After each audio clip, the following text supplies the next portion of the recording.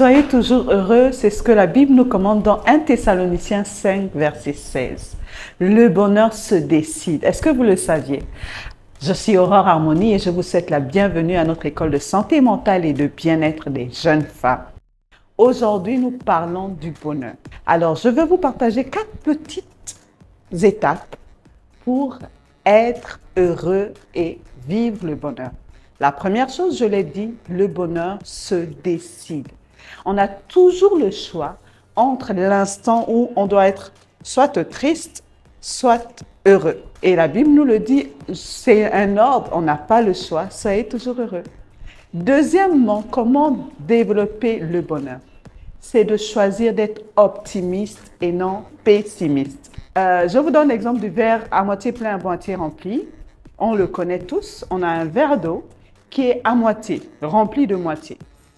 Deux personnes devant ce verre d'eau peuvent avoir deux visions différentes. La première personne dira que le verre est à moitié vide.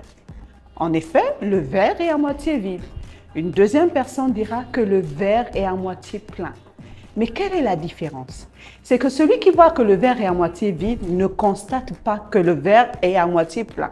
Et donc, il a la vision pessimiste. On pourrait le dire. Et celui qui dit que le verre est à moitié plein, il considère quand même la quantité de moitié d'eau qui remplit ce verre. Alors, tu as toujours le choix de voir le positif ou le négatif, c'est à toi de choisir. Le tableau est le même, mais la perception diffère. Et c'est à toi de choisir si tu veux être pessimiste ou optimiste. Troisième chose, c'est de développer la gratitude pour les plus petites choses. La vie est faite de beaucoup de pépites de merveilles. Chaque instant t'offre beaucoup d'occasions pour dire merci à Dieu. Et donc, c'est à toi de décider d'être dans une attitude de gratitude ou de plainte. Mais ce que tu sèmes, c'est ce que tu récoltes. Si tu sèmes la plainte, tu récoltes le malheur, le tableau noir. Et si tu sèmes l'action de grâce, tu récoltes la joie. À ce principe de gratitude se joint le fait de vivre l'instant présent.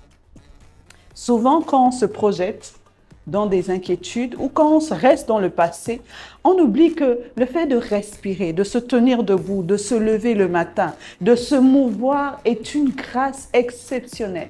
Et même si on n'a pas une raison en soi de dire merci à Dieu, seulement ça, ne serait-ce que ça, on peut être en joie, on peut être positif à l'intérieur de nous. Dernière chose, c'est l'espérance. Aujourd'hui peut être pas comme tu souhaites, mais la Bible dit qu'il y a 3 choses qui demeurent. La foi, l'espérance et l'amour. Et l'espérance ne trompe pas. La Bible dit, celui qui se confie en l'Éternel ne sera pas confus. Alors, qu'est-ce que tu choisis aujourd'hui? D'être heureux ou de rester dans la tristesse? Je t'invite à développer le bonheur cette semaine. Que Dieu te bénisse et à très bientôt.